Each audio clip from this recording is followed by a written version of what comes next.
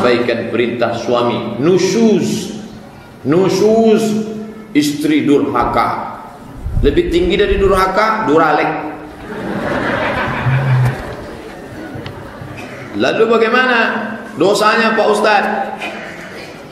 Lau kuntu amiran ahadan ala ayyasjuda ala ahadin, kalaulah boleh aku memerintahkan manusia sujud kepada manusia, maka pastilah aku perintahkan istri sujud kepada suami. Tapi karena tak boleh bersujud, maka jangan kalian sujud. Andai boleh, aku perintahkan. Suami yang bagaimana? Nah, ini jangan melayang dulu. Suami yang mengikuti aturan Allah dan Rasul. Ini suami yang salat subuh jam 7.30 minta patuh. Ente mesti patuh sama abang. Surgamu di bawah tapak kakimu. Kata siapa? Suami yang membimbing istri. Makan, pakai, tempat tinggal, pendidikan, perhatian. Makan sudah kasih? Sudah. Sesuai dengan standar kemampuan kita. Pakai sudah? Sudah. Pakaian hijab syar'i, menutup aurat. Tempat tinggal sudah sesuai dengan janganlah sampai kita tertekan, stres. Pendidikan, sanggup mendidik dia? Didik dia. Dari maghrib ke isya, adinda buka Quran, baca. Abang mau dengar. Sudah mantap bacaan. Tapi abang tak pandai ngaji. Kalau tak sanggup mendidik dia, bawa dia ke masjid. Hari Selasa, bawa dia ke Masjid Ar-Rahman. Dengar Dr. Mawardi Muhammad Saleh. Besok subuh Jumat, bawa ke An-Nur. Dengar pengajian Dr. Saidul Amin, penyakit-penyakit hati. Subuh Ahad, bawa ke An-Nur, Dr. Mustafa Umar. Hari Sabtu jam 10 pagi, bawa ke An-Nur, pengajian Asmaul Husna. Ya Rahman, Ya Rahim, itu Asmaul Husna keliling. Ya Malik, Ya Qudus, Ya Salam, Ya Mu'min, Ya Muhaimin. Apa artinya, apa maknanya? Itu dikaji semua oleh Dr. Mustafa Umar. Perhatian. Jangan istri minta perhatian, asik lah. Bang, kenapa kau tak memperhatikan aku? Mau nanti aku perhatikan ya? Lah. Gitu.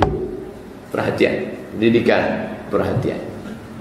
Sudah diberikan, melawan juga dia, maka nusyuz, neraka jahanam tempatnya. Kalau sampai dia melangkahkan kaki keluar rumah tanpa izin suami, mati dia, maka matinya neraka jahanam. Man mata ayyuma mar'atin, setiap perempuan mati meninggal dunia, wa zawjuha radin anha, suaminya dalam keadaan ridha kepadanya, maka surgalah baginya. Sebaliknya kata Nabi SAW, huwa jannatuki wa naruki, suamimu adalah surgamu dan nerakamu. Kau bisa masuk surga karena suamimu, kau bisa masuk neraka karena suamimu. Tapi suami yang taat, suami yang mengingatkan bapak, mengingatkan ibu tentang puasa sudah diqadha apa belum, suami yang membangunkan ibu di tengah malam mengajak tahajud, suami yang memperhatikan aurat, kenapa tak pakai baju kurung, kenapa tak jilbab panjang. Begitu. Jadi bukan asal mengambil nama suami saja. Tolong ceritakan beberapa peristiwa yang dilihat Rasulullah di neraka ketika Mi'raj. Akibat dosa apa saja mereka? Saya sudah bahas Isra Mi'raj dari A sampai Z. Berapa lama? 2,5 jam di Masjid Raudhatus Shalihin. Pakai Infocus. Malam itu saya azam, saya mau bahas dari A sampai Z. Saya minta masjid siapkan Infocus. Tinggal buka saja www.youtube.com Somad Isra Mi'raj, enter, download gratis, dengarkan sama anak istri, buat nonton bareng 2,5 jam, kalah Real Madrid PS Barcelona. Di antara yang dilihatnya apa Pak Ustaz? Dilihat ada perempuan yang makan, laki-laki memakan daging busuk, daging bangkai saudaranya. Siapa ini? Jibril. Mereka lah yang suka menceritakan aib saudaranya, tetangganya, kawannya, sahabatnya. Kalau ibu punya kawan suka menceritakan aib orang lain, waspadalah. Besok pagi ketika ibu tak ada, dia akan ceritakan aib ibu kepada orang lain. Kalau anak muda berjumpa dengan kawan suka ngerumpi aib orang lain ke kita, ketika kita tak ada, maka kitalah yang akan dia ceritakan orang lain. Itu sudah sifat dia. Maka cepat-cepatlah permisi. Beli kangkungnya 1 ikat, ngobrolnya 1,5 jam. Lalu kemudian Nabi melihat ada orang makan daging yang busuk, padahal ada daging yang segar. Siapa ini? Jibril. Inilah orang yang ada istrinya baik, cantik, solehah, tapi dia berselingkuh, berzina. Selingkuh. Sekarang selingkuh ini sudah menjadi biasa. Lagu pun judulnya selingkuh. Sepia, selimut tetangga. Sudah menjadi tren dan gaya. Tak terhitung tak berapalah SMS, WhatsApp yang masuk ke HP saya ini tentang perselingkuhan. Luar biasa. Ustaz, iya, suatu malam ketika lampu sedang mati, aku melihat ada cahaya terang benderang di kamar kami, dan cahaya itu pas di tubuh istriku. Kira-kira apa tuh Pak Ustaz? Istrimu sedang memeriksa HP-mu, Mas Bro. Karena dia khawatir kau selingkuh. Oleh sebab itu perselingkuhan ini luar biasa.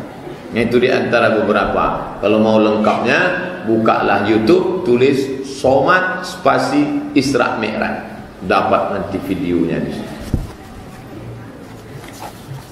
Bagaimana cara keluarga saya mengundang Ustadz untuk mengisi acara di masjid saya?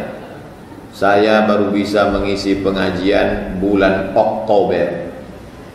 Dari sekarang sampai September penuh. Pagi, petang, siang, malam.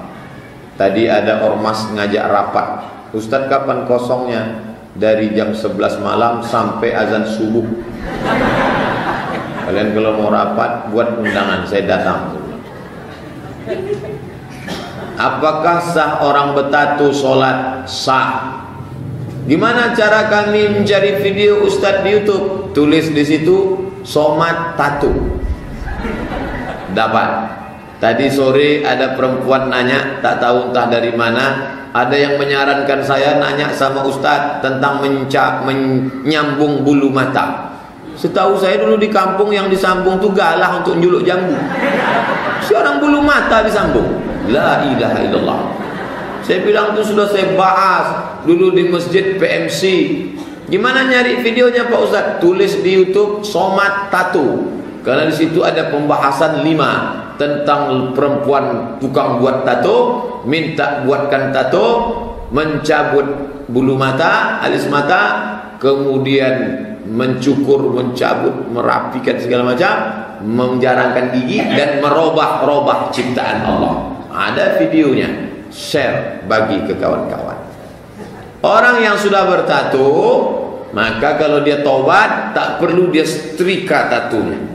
Biarkan aja, sholatnya sah, wudunya sah, karena tatu tak menghalangi, tidak najis. Ada tatunya gambar ular kobra, biarkan aja. Ini tidak diambilnya setrika. Mau belok-belok lah ular tadi, biarkan aja. Tapi ada mazhab yang mengatakan tato itu najis. Mazhab Syafi'i ceritanya begini. Cara membuat tato itu, dilobangi kulit itu, setelah berlobang dimasukkan kahal. Kahal itu celah yang dipakai, dimasukkan kahal. Ketika itu membekulah darah, itu yang disebut najis. Adapun setelah bersih dia tak perlu, biarkan saja. Jadi kalau ada preman masuk jadi imam bertato, biar aja. Imam di Jepang itu tato semua, karena mantan yakuza. Yakuza itu semua tato, dari sini saja bertato semua. Yakuza, Allahu Akbar, Bismillahirrahmanirrahim, buat tato. Imam yakuza, ada videonya. Imam yakuza bertato tapi bacaannya mantap. Udahlah bertato tak pula mantap bacaan. Karena orang tua berkata air wudhu tak masuk, air wudhu masuk. Yang tak masuk air wudhu kutek. tak masuk. Atau alat pencelup rambut yang dari plastik, tak masuk. Tapi kalau dia macam hinai, henna, black henna, tak apa-apa. Kuku potong pendek, karena kalau kuku panjang tak masuk itu air ke balik kuku, apalagi bertelur pula cacing di situ. Membuat bakwan dia. Saya makan bakwan tu hati-hati. Pori-pori tangan tubuh, padahal niat hati saya ingin sholat dan tobat. Saudaraku yang sudah buat tato, kalian tobat saya, sholat diterima. Dengar videonya baik-baik. Kalau mau lengkapnya, somat tato enter. Adapun yang mau buat tato, jangan tato. Jangan kalian buat tato. Ustaz dulu pernah buat tato. Dulu waktu kecil ada, kami buat waktu kecil. Ingin mirip Rano Karno. Dulu kecil-kecil. Bagaimana proses terjadinya Abu Bakar mendapatkan gelar As-Siddiq? Setelah Nabi Isra Mi'raj, diceritakan Nabi, Abu Bakar, aku tadi malam naik ke Sidratul Muntaha, dari Mekah ke Masjidil Haram, dari Masjidil Haram ke Masjidil Aqsa, aku lihat banyak macam-macam. Kata Abu Bakar, sadaqta ya Rasulullah, engkau benar. Maka kata Nabi, ayyuhas siddiq, engkau adalah siddiq. Maka sahabat manggil dia Abu Bakrin Siddiq. Al-Khalifatul Awwal Abu Bakrin Siddiq radhiyallahu an. Nama aslinya Abdul Ka'bah, Abdul hamba Ka'bah, Abdul Ka'bah, hamba Ka'bah. Diganti Nabi namanya menjadi Abdullah. Nama ayahnya Abu Kuhafah, nama lengkapnya Abdullah bin Abi Kuhafah. Umurnya lebih tua Nabi 2 tahun. Maka ketika Nabi meninggal 63, dia berumur 61. Dia jadi khalifah 2 tahun, pas meninggal macam umur Nabi 63 tahun. Itulah Sayyidina Abu Bakar Siddiq. Dalam Islam menurut Quran dan hadis, bagaimana kisah Masjidil Aqsa pada akhir zaman nanti? Di akhir zaman nanti, maka orang Yahudi sudah 5 juta orang mengisi Palestina itu. Sejak 1946 Inggris memberi dia ke Yahudi, Yahudi pun merebut. Bahkan Google sudah menghapus Palestina dari peta dunia. Dibuatnya situ Israel. Kadang kita benci tapi rindu juga sama Google. Maka kata dia tak ada lagi Palestina, padahal PBB sudah mengakui Palestina. Maka nanti sampai masanya mereka perlahan-lahan. Pertama program mereka, semua Yahudi ramai-ramai balik ke Palestina. Sudah 5 juta berkumpul. Tanami Palestina dengan hijau-hijau. Karena kata mereka sedang menunggu Nabi terakhir juru selamat, Mesias. Mesias akan turun kalau Palestina itu hijau. Jadi Mesias itu sedang neropong dari atas, ditengoknya. Udah hijau belum? Kalau masih kuning, nantilah. Maka untuk supaya hijau, mereka punya program menanam pohon orkot namanya. Orkot itu tanamannya seperti pinus. Saya menengok dengan mata kepala saya sendiri pohon orkot. Saya sampai ke Rafah, mau masuk ke dalam tak bisa. Tegak kami di tepi Rafah. Rafah satu kota dibagi 2. Sebelah diambil Israel, sebelah diambil Mesir. Rafah di tengah. Hijau, ditanami mereka hijau. Dan betul kata Nabi, nanti batu pun akan berbicara kepada orang Islam. Ya abdallah, hai hamba Allah, hadza Yahudi. Ini di belakangku ada orang Yahudi, fakturu, bunuh dia. Satu pohon Yahudi yang tetap membela Yahudi. Apa dia? Syajaratul Warqat, pohon warqat. Subhanallah, apa yang dikatakan Nabi terwujud. Sampai sekarang mereka tanam warqat ini ramai banyak. Ketik di Google Al-Gharqad, alif lam ghain ra qaf dal, enter, nampak nanti pohon warqat. HP saya tak bisa ngetik Arab, berarti belum masuk Islam. buka Play Store, tulis di situ Arabic Smart Keyboard, enter, dapat, masukkan, robah, ketik Arab, mudah cari hadis, bisa cari ayat, bisa cari program Quran. Nah, itu untuk memudahkan. Tengok pohon korkot. Dan nanti puncaknya akan peranglah umat Islam dengan orang Yahudi. Mereka meyakini itu. Kata mereka yang menang mereka. Nanti kalau kami menang, dunia ini akan kami kuasai dan non-Yahudi akan menjadi goim. Goim adalah keledai tunggangan. Kata kita yang menang kita. Kami yang akan menang, kami akan menguasai dunia. Kata mereka. Yang susah ini adalah orang kita yang memihak mereka. Inilah Ahokers.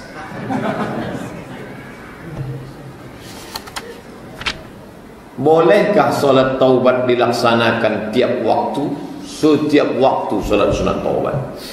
Bismillahirrahmanirrahim. Man yudlilillahu fala hadiyalah wa yadharuhum fi tughyanihim ya'mahun. Sadaqallahul azim. Buya Hamka menutup Qur'annya solat sunat 2 rakaat. Datang anaknya Irfan, Buya solat apa tadi? Solat taubat. Memangnya dosa Buya apa? Sejak makmu meninggal, hatiku selalu terkenang dengan almarhumah. Buya Hamka solat sunat taubat karena hanya hatinya lebih banyak mengingat almarhumah bininya daripada Allah SWT. Tengok halusnya tauhid Buya Hamka. Orang sekarang mau ngenang bini orang. Jadi jangan anggap nyapai solat sunat taubat. Taubat kan habis mabuk. Bukan, saudaraku. Setiap kita di banyak dosa, silap salah, bangun malam salat sunat taubat. Usolli sunnat taubat raka'ataini lillahi ta'ala. Ayatnya bebas. Maksud bebas itu pilihlah. Yang Allah dhalin amin, bebas.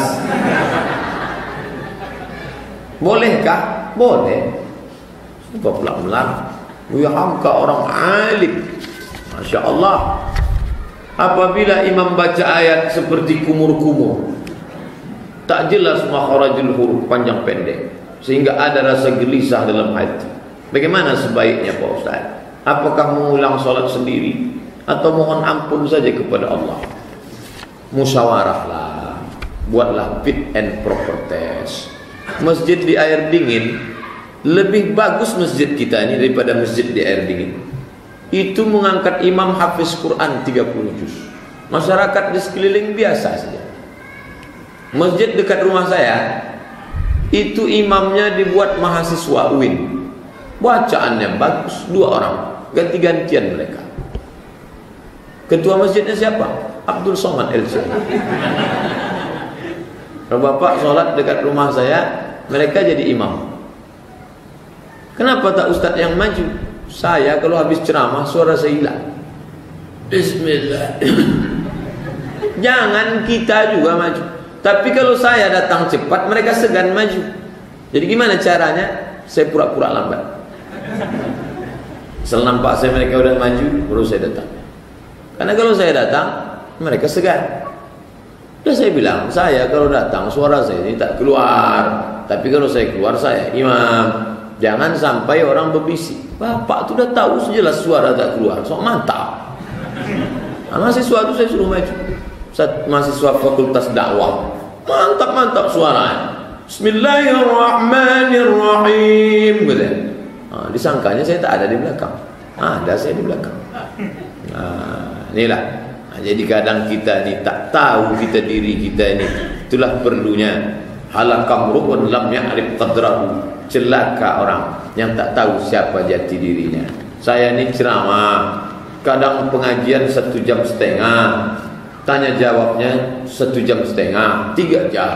Suara habis. Suara untuk ceramah sama suara baca ayat lain. Yang paham itu imam.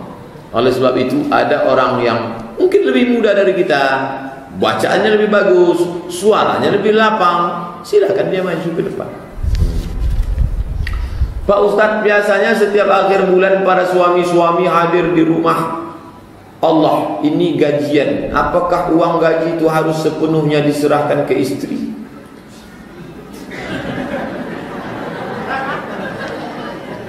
Ada namanya nafkah. Nafkah itu wajib. Makan, pakai, tempat tinggal, pendidikan, perhatian, wajib. Tidak ada kewajiban suami menyerahkan semua hartanya, gajinya kepada istri. Jadi dia kasih nafkahnya, habis itu terserah dia lah. Cuman sekarang kan istri ini khawatir, nanti kalau abang itu terlalu banyak-banyak bercabang pikirannya Pak Ustaz. Jadi saya lah yang memegang. Itu musyawarah lah. Wa amruhum syura bainahum. Bang, tadi ada ketemu uang abang nih. Uang apa nih bang? Uang sial, kata dia. Kenapa sial? Udah kusembunyikan, kau dapat juga. Nah, ini Ustaz, ini pengalaman pribadi nampaknya. Nah, itu wa amruhum, musyawarah lah dia. Tapi bahwa kewajiban semua itu kan tak ada. Jika saya tidak memberikan nafkah kepada istri saya, kan itu bunyi sirat ta'liq. Nafkah, makan, pakai, tempat tinggal, pendidikan, perhatian. Itu hak ibu.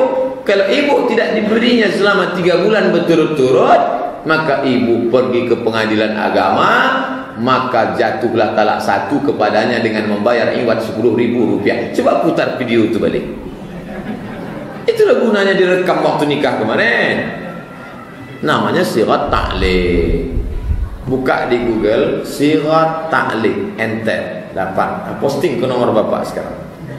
Bang, ingat sirat ta'liq? Kata dia, aku ingatlah. Mana yang diutamakan Pak Ustaz? Istri apa ibu? Orang yang bertanya begini berarti ada masalah antara istri dengan ibu. Karena seorang istri yang baik akan berkata, bang, aku adalah milikmu, tapi engkau adalah milik ibu. Seorang istri yang baik sebelum nikah akan berkata kepada istrinya, I want to marry you. Aku akan menikah denganmu. Kata dia, welcome. Tapi sudikah engkau akan menjadi a second woman? Aku bukan perempuan bekas. Second maksudnya yang kedua. Sudikah engkau menjadi perempuan yang kedua? Memangnya yang pertama siapa? Amak Den. Saya bangga dengan preman yang bertatu, kumis tebal, rotot ke baju, tapi tatunya I love Amak Den. Untuk apa orang pakai baju koko, pakai peci, tapi takut sama bini? 9 bulan 10 hari bang, kau menumpang di perutnya, meregang nyawa dia melahirkan engkau bang. Titik peluh keringat sehingga kau jadi orang sekarang menyekolahkan engkau. Maka kau lebih lama, 25 tahun barulah kau kenal dengan aku, kata istri solehah. Maka ibumu dulu, karena ummuka. Jadi kalau perempuan itu baik, tak akan dicemburukannya suaminya dengan mak. Abang aja terus. Oh, itu ciri-ciri tak baik. Oleh sebab itu, fit and proper test. Tungkahul mar'atu li arba'. Perempuan itu dinikahi karena 4. Limaliha, karena kaya. Wali hasabiha, karena raden, keturunan, syarifah, tengku. Wali jamaliha, karena cantik, minta ampun. Cantik istri siang, bukan cuma cantik, jadi cantik, wapi tenan. Tapi pandanglah karena agamanya. Fasfar bidzatid din, pandang agamanya. Taribat yadaka, kau akan selamat. Saudara-saudara, anak-anak muda yang belum menikah, maka kalian carilah yang ada 4-4-nya. Kalau tak dapat, pandang yang terakhir karena agamanya. Man talaba akan bila aibin baqiya bila akhin. Siapa mencari kawan tak bercacat, seumur hidup tak akan berkawan. Mohon penjelasan Pak Ustaz agar suami-suami sekarang tak SSTI.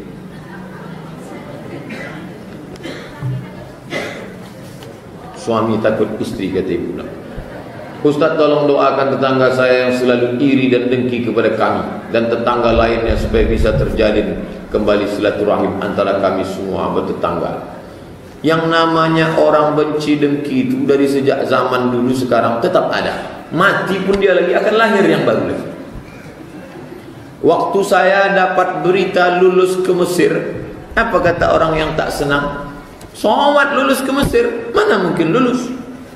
Waktu saya pelatihan di Jakarta 2 bulan, apa kata yang tak senang? Paling-paling Somad tak jadi berangkat, malu balik kampung. Ketika saya sudah berangkat, apa kata orang tak senang? Alah, berangkatlah, bisa lah, paling-paling tak tamat, nanti tengok aja kalau tamat. Setelah saya tamat pulang, apa kata yang tak senang? Mana ijazahnya? Setelah saya tunjukkan ijazah, rupanya dia tak bisa baca. Setelah sekarang saya ceramah, apa kata yang tak senang? Memang Somad itu sudah tamat Mesir, tapi macam-macam Wahabi nampak. Ridwan nas ghayatun la tudra. Keinginan orang adalah sesuatu yang tak mungkin kita capai. Jangan pernah ingin mencari ridha manusia, carilah ridha Allah Subhanahu wa taala. Adapun kawan, tetangga, sahabat yang selalu menyindir-nyindir kita, maka sebelum tidur malam ambil wudu, solat sunat witirkah, solat sunat hajatkah, selesai solat berdoalah, ya Allah, kawanku yang selalu menyindir-nyindir ini, beri dia hidayah, panjangkan umurnya, sehatkan badannya, masukkan dia dalam surgamu ya Allah. Ustaz, pernah Ustaz doakan begitu ya? Bayangkan wajahnya, sebutkan namanya. Berat, memang berat. Awal-awal rapat mulut kita mendoakan. Maafkan dia ya Allah. Penuh sakitnya ini. Tapi lama-kelamaan cobalah. Balik dari sini nanti coba langsung. Kirimkan rekamannya ke saya. Begitu caranya. Maka Allah akan memberikan kelapangan hati. Bagaimana menanggapi tetangga yang iri hati, Pak Ustaz? Banyak yang iri nih.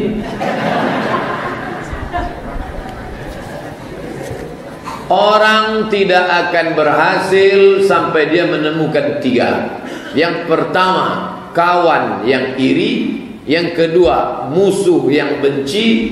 Yang ketiga, keadaan, lingkungan, zaman, waktu yang tak menyenangkan. Kalau ada orang yang iri, ada kawan yang benci, ada yang tak menyenangkan, berarti kita masih hidup. Berarti kita masih hidup. Kalau semuanya sudah tak ada lagi, berarti kita sudah mati. Karena dunia ini adalah tempatnya hak dan batil. Tapi kita tetap menasehati, wa tawassaw bil haq wa tawassaw bis sabr, dan jangan lupa mendoakan. Bagaimana ketika meninggal dalam keadaan tak bersapa dengan tetangga? La yahillu li muslimin, tidak halal bagi seorang muslim an yahjura akhahu, mendiamkan saudaranya fauqa thalathi layalin, lebih dari 3 hari 3 malam. Saya sudah 2 hari setengah Pak Ustaz, segera kirim SMS. Itta'ala Allahu ala jami'i khalqihi lailatan nisfi min Sya'ban, malam nisfu Sya'ban, 25 malam lagi. Sekarang malam 11 Rajab, 21 Rajab.